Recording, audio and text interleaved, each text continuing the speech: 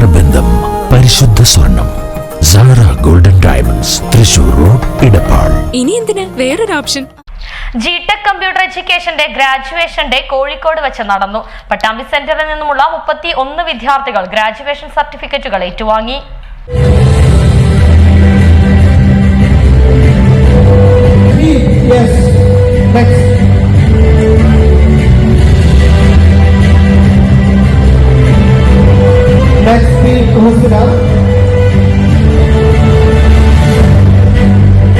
G-Tec computer എഡ്യൂക്കേഷന്റെ graduation day Kozhikode വെച്ചാണ് വിവിധ പരിപാടികളോടെ നടത്തിയത്.